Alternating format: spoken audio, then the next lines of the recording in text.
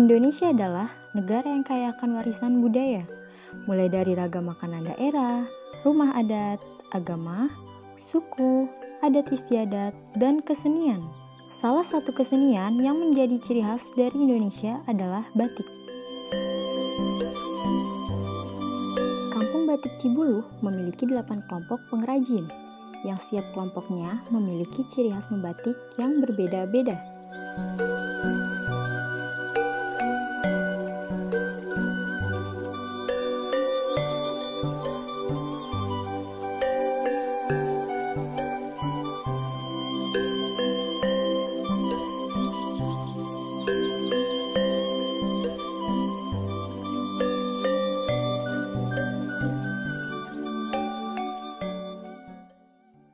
Nama saya Bumi Indah Siswati dari Batik Bumiku. Boleh diceritain nggak Bu, awalnya bagaimana sih terbentuknya Kampung Batik Cibuluh ini? Kampung Batik Cibuluh terbentuk itu kan pada tahun 2019, tepatnya tanggal 19 launchingnya, itu diresmikan oleh Bapak Wali Kota sendiri, Bapak Bima Arya. Tapi sebelumnya dibentuknya Kampung Batik, sebenarnya masyarakat di sini sebagian memang sudah membatik, cuman mandiri. Tapi pada tahun 2019 juga dari Universitas IPB dia ingin memberi bantuan, menginvestasikan ilmunya dari masyarakat ke sini. Nah setelah itu kebetulan waktu itu dari IPB sendiri ada yang punya hubungan dekat dengan Basnas. Nah dari situ Basnas ingin membantu juga. Gimana nih cara membantu Kampung Batik untuk lebih berkembang dan program apa yang bisa dibantu dan apa aja yang bisa dibantu. Dari situ kita diberi pelatihan, diberi bantuan seperti perlengkapan segala macam. Dan waktu itu pas gimana di launchingnya itu kita pada tanggal 19 itu akhirnya di launching untuk menjadi Kampung Batik, karena sebelumnya juga pemerintah kota menyetujui atau menunjuk Kampung Batik Cibuluh ini bisa dijadikan sebagai kampung tematik, yaitu desa wisata, bagian dari wisata Kota Bogor. Kalau boleh tahu, Ibu sudah berapa lama ya jadi pengrajin batik? Apakah sebelumnya udah pernah atau baru semenjak tahun 2019? Sebelumnya masyarakat di sini waktu itu 2016 awalnya dari dinas tenaga kerja diberi pelatihan untuk membina masyarakat, apa sih yang bisa dilatih oleh masyarakat ini, diberi latihan. Akhirnya waktu itu kita diberi pelatihan membatik dari kelurahan, dan di situ cuma ada 20 orang sebenarnya, tapi terus kita berarti tapi kesini-sini tidak semua ya ibu-ibu yang konsisten. Akhirnya ada yang masih tetap bertahan membatik. Terus akhirnya itu salah satunya saya terus membatik. Itu dulu batiknya namanya Batik Cibuluh dari 20 orang itu. Tapi sesudah dari 2016 banyak yang membentuk, akhirnya memisahkan, ada yang membentuk nama batik sendiri-sendiri. Seperti saya akhirnya membentuk diri sendiri, memisahkan Batik Bumiku. Dari situ akhirnya ada beberapa. Dari Batik Bumiku sendiri nih Bu, ada berapa motif yang dihasilkan ya? Dan bisa tolong dijelaskan apa saja filosofi dari setiap motifnya? Di sini untuk setiap kelompok punya ciri khas motif masing-masing ya. Kalau Bumiku sendiri, saya sendiri pasti di sini Bumiku ada kujang. Kujang itu kan bagian dari ciri khas Kota Bogor ya. Kujang, ada bunga rafflesia. Terus di sini juga ada kalau untuk Bumiku ini buat leweng dayeuh namanya motifnya. Di sini juga kita ada capnya. Leweng dayeuh ini menceritakan leweng itu kan desa atau kota gitu ya. Itu hutan, jadi hutan yang di dalam kota. Jadi ini menggambarkan kebun raya Bogor. Selama masa pandemi ini, apa sih efek yang paling Ibu rasakan? Pertama efeknya pasti ya untuk penjualan berkurang. Karena kita juga punya wadah yaitu di Dekranasda. Waktu itu pas awal pandemi Dekranasda yang waktu itu bertempat di Botani Square itu ditutup, otomatis penjualan berkurang. Tapi dengan berjalannya waktu kita tidak terus diam atau stuck ya, karena pandemi kita terus berkarya dengan kondisi, pokoknya kita harus tetap, seperti kita membuat boneka apapun Tapi di samping itu juga pemerintah tetap membantu dengan dari pemerintah sendiri atau dinas berkunjung dengan membantu dengan memberi sebagian hasil produksi kita. Tetap pemerintah tetap membantu. Sudah sejauh ini Ibu membatik, apa aja sih produk yang sudah Ibu hasilkan selama membatik? Pas pandemi ini kita malah lebih berkembang, kita membuat tas, membuat boneka juga. Terus awalnya saya membuat batik pewarna alam, kita sekarang membuat batik-batik cat dengan pewarnaan sintetis. Kisaran harganya itu berapa aja sih Bu? Kita standar di Bogor ya untuk batik cap 175 dengan panjang 2 meter, lebar 1,15. Itu udah standar 175. Batik tulis ada yang 500, ada yang 600, ada yang 700, 800. Jadi tergantung kita motif juga. Udah gitu kalau pewarnaan alam karena prosesnya lebih panjang mungkin dia agak lebih. Kalau boleh tahu, apa aja sih prestasi yang sudah Ibu raih untuk kelompok batik Bumiku? Kalau untuk Bumiku sendiri, alhamdulillah awal berdiri dari 2017 kita udah diajak kerjasama pertama oleh LIPI. Udah gitu juga waktu itu ada pameran, diajak buka pameran dengan Astra. Waktu itu program kampung bersih. Saya ikut pameran juga di situ karena kita back to nature kan itu. Terus alhamdulillah juga waktu itu saya binaan dari Bang Tasken bersama teman-teman juga. Waktu itu saya khusus Bumiku perwakilan dari Bogor untuk pameran di JCC. Itu juga mendadak, jadi alhamdulillah kesempatan itu sih prestasinya yang kayaknya kalau yang itu tuh saya kesempatan kayaknya nggak datang 2 kali, jadi ditawarin walaupun mendadak saya oke aja gitu itu. Untuk proses pengerjaan sendiri nih Bu, kira-kira memakan waktu berapa lama ya? Kalau untuk batik tulis kita untuk sulitnya kita untuk membuat desain awal ya. Itu kan kita mesti mikir dulu dan kita apa sih filosofinya. Terus jadi gambar yang satu dengan yang lain itu kan harus berhubungan. Kalau udah itu mungkin yang itu agak lama ya, kita tergantung kita sedang feel-nya kita sedang ini bagus enggak, jadi kalau itu bisa cepat. Nah untuk mengaplikasikan ke kain itu mungkin sehari bisa. Untuk mencantingnya kalau kita fokus mencanting itu bisa sehari atau 2 hari. Nah baru kita pewarnaannya itu tergantung kita mau proses yang sintetis atau pewarna alam. Kalau sintetis kita seperti saya mencolet cukup sehari selesai, ngeblok sehari, langsung pewarnaan mungkin langsung lorot, bisa mungkin seminggu beres. Tapi kalau pewarnaan alam itu kan kita untuk pencelupan bisa 10 kali celup. Udah gitu kondisi kalau misalnya cuacanya hujan kita nggak bisa karena lebih sensitif pewarnaan alam. Kalau dia kena tetes air hujan dia langsung ngeplek dan itu nggak akan bisa diperbaiki. Itu 10 kali udah kita kunci, kita blok, kita celup lagi 5 kali, kita fiksasi lagi, jadi prosesnya bisa 2-3 kali. Lebih panjang prosesnya itu. Dan sejauh ini apa aja sih langkah yang sudah Ibu lakukan untuk mempromosikan batik Cibuloh? Kita melalui IG, melalui Facebook, juga sekarang kan di Kampung Batik udah ada seperti bagian promosi.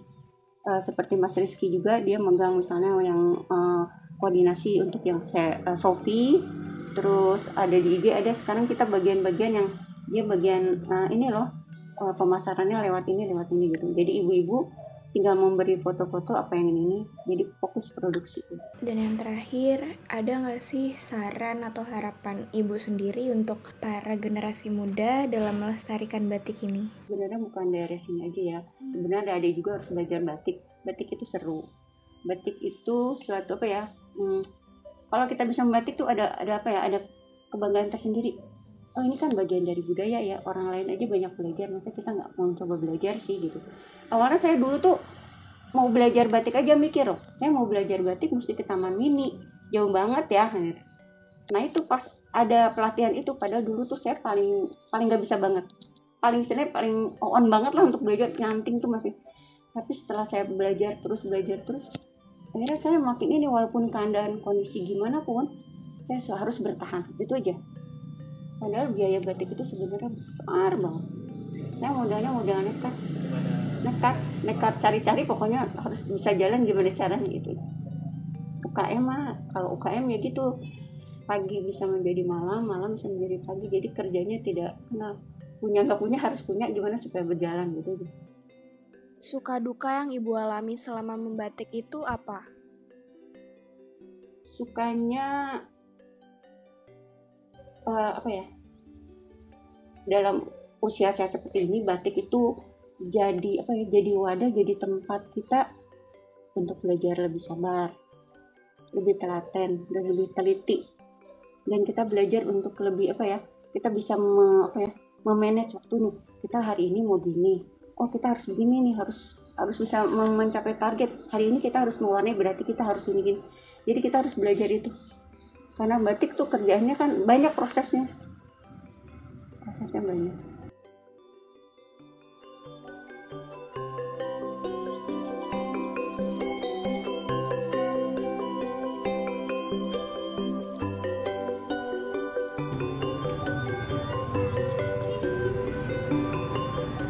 Para ibu pengrajin batik di Kampung Cibuluh awalnya merupakan ibu rumah tangga yang ingin mencari pemasukan lebih di tengah waktu luangnya, guna menghidupi perekonomian keluarga. Mereka pun menyatukan ide dan tercetuskanlah ide untuk membentuk sebuah kelompok membatik. Lambat laun bertambahlah beberapa kelompok, dan akhirnya terbentuklah nama Kampung Batik Cibuluh.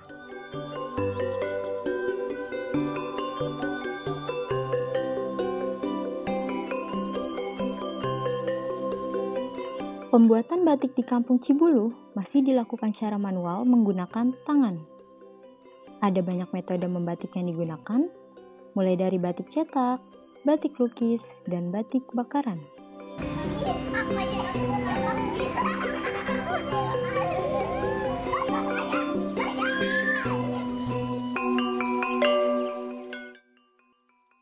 Nama saya Ina Winarti dari kelompok batik Gaji Seri RT 2 RW 4 Desa Cibuluh. Sudah berapa lama ya Ibu menjadi pengrajin batik? Sudah 1,5 tahun semenjak didirikannya Kampung Batik.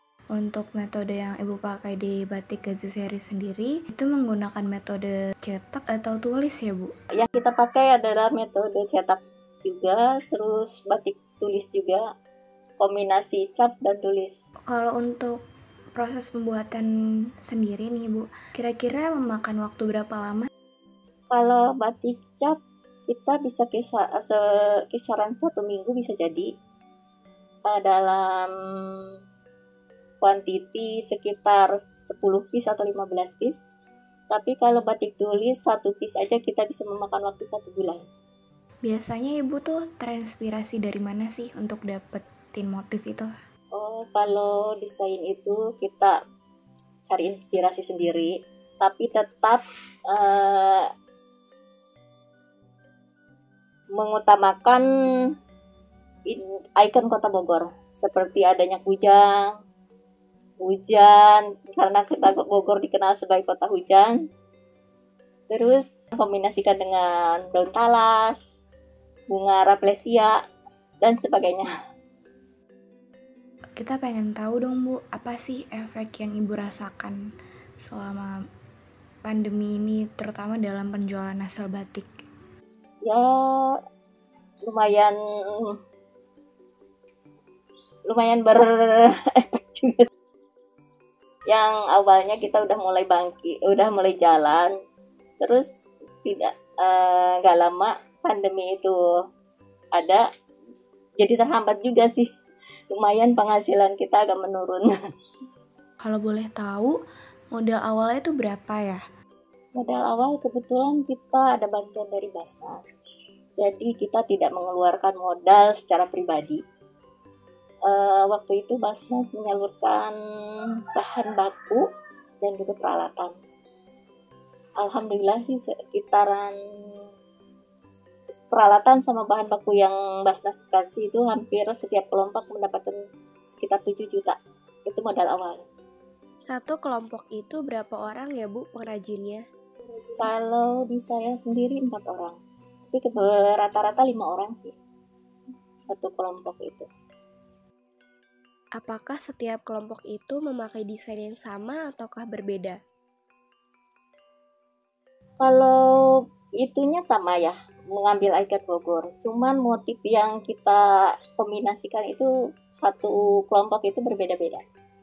Jadi tiap kelompok tidak ada motif yang sama.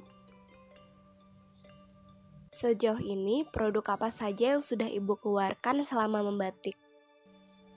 Yang utama kan kita kain. Memang kita fokusnya menjual kain. Tapi karena sekarang agak sulit juga, kita adakan produk turunan seperti baju, rok. Terus selain itu kita bikin sajadah, tote bag, masker sebagai penunjang aja.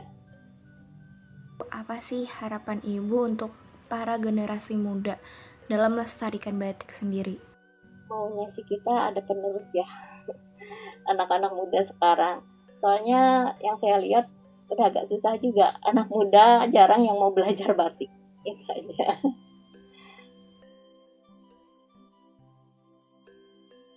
Sebelumnya, masyarakat di Kampung Batik Cibulu tidak terfikir untuk membuat kerajinan batik. Namun, setelah batik menjadi mata pencarian mereka memikirkan bagaimana caranya untuk membuat wisatawan tertarik mengunjungi Kampung Batik Cibulu, yaitu salah satunya dengan cara menghiasi tembok rumah mereka masing-masing dengan mural batik.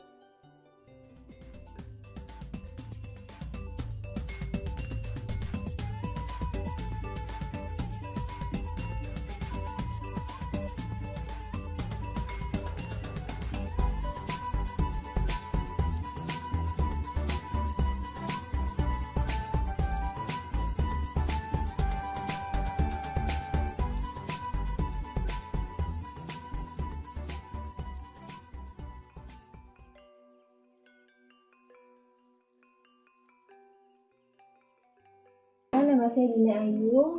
Di sini saya sebagai founder dari Kampung Batik Cibulu dan owner dari Batik Pancawati. Filosofi yang membedakan antara batik Pancawati dengan batik lainnya itu apa sih, Kak? Filosofi dari nama brand kami, Batik Pancawati, adalah Panca 5 dan Wati itu perempuan, jadi gabungan dari 5 perempuan. Nah, dari motif-motif yang kami hasilkan berbeda dengan motif-motif batik Bogor lainnya. Yang pertama, di sini kita lebih mengangkat ke ikon flora dan faunanya Kota Bogor. Dan di sini kita punya motif bestseller atau motif yang menjadi ciri khas batik Pancawati, yaitu adalah kipas paus paku jajar, di mana kita mengangkat tumbuhan paku jajar sebagai tumbuhan pertama yang tumbuh di tanah kerajaan Pajajaran sebagai bentuk motif yang kami ciptakan di batik Pancawati. Apa sih perbedaan Kampung Batik Cibulu dengan kampung batik lainnya?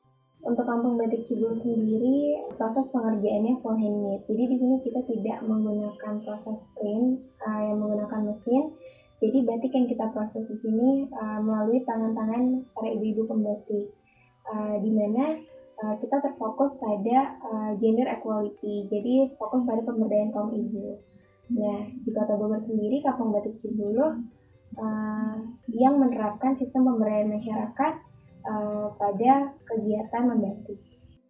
Selama masa pandemi ini, bisa tolong diceritain nggak sih, Kak, cara Kakak mempromosikan batik Pancawati? Di masa pandemi ini, langkah promosinya diantaranya kita lebih fokus untuk memasarkan via online melalui website, media sosial, dan marketplace. Lalu di sini kita punya beberapa trik untuk promosi. Di antaranya kita membuat beberapa event kreatif, di mana event-event tersebut berkaitan langsung dengan Kampung Batik Cibulu.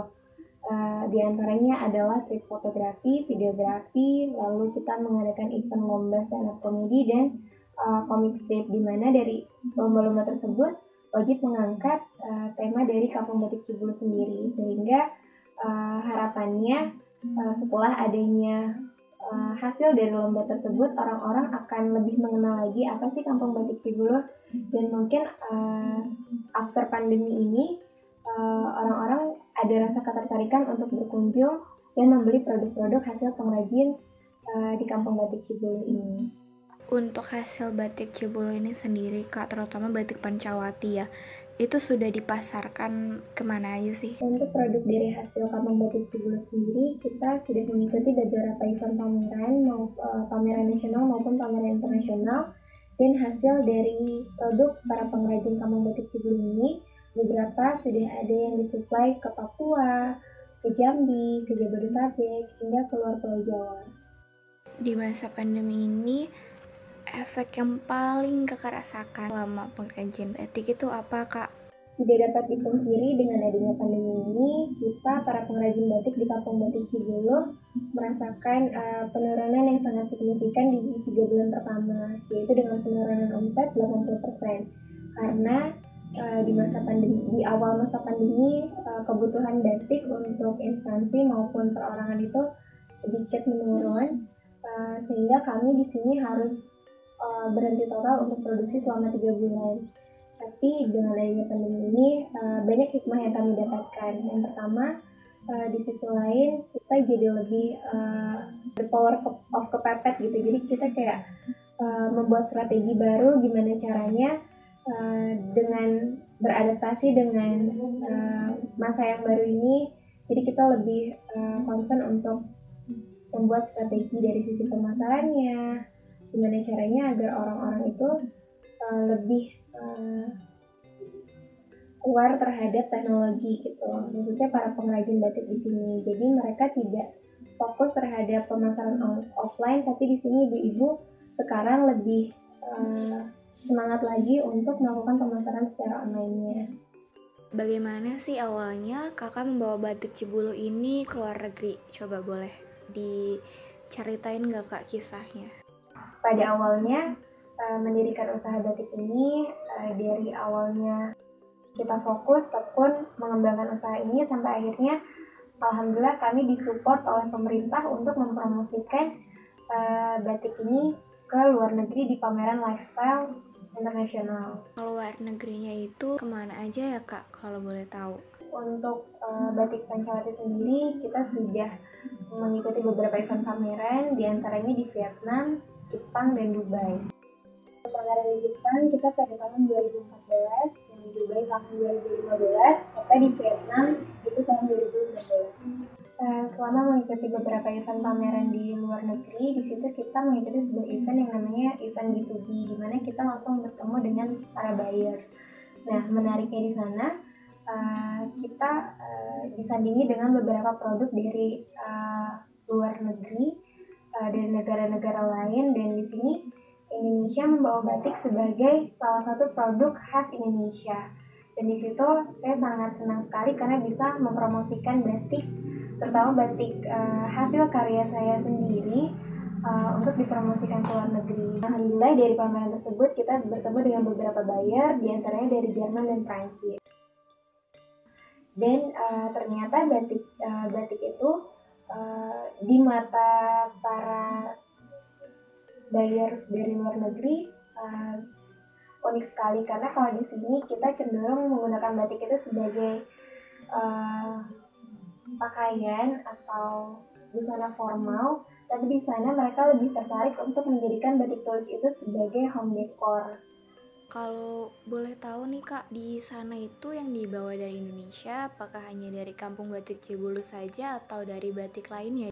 Untuk pameran di sana ada beberapa pengrajin dari tiap-tiap daerah di Indonesia yang mewakili masing-masing daerahnya untuk mengikuti pameran di sana. Dan untuk batik sendiri ada beberapa pengrajin batik yang ditunjuk untuk mewakili Indonesia. Kalau boleh tahu, apa sih suka duka yang kakak alami selama membatik? Untuk suka duka selama merintis usaha batik ini pasti ada, mulai dari ditipu orang, terus gagal dalam mengerjakan pesanan, hampir putus sekolah karena bingung membagi waktu antara kuliah dan usaha. Tapi dari situ, dari berbagai ujian dan cobaan yang dihadapi, di situ saya yakin saya akan menjadi semakin kuat dalam menghadapi segala rintangan untuk mengembangkan usaha saya. Yang awalnya di sini sebagai single fighter, sampai akhirnya terciptalah 40 pengrajin batik di Kampung Batik Cibulu ini. Apa sih harapan kakak kepada generasi muda agar batik Cibulu tetap terjaga kelestariannya? Untuk para generasi muda, jangan malu untuk menggunakan produk lokal, khususnya batik sebagai hasanah budaya khas Indonesia.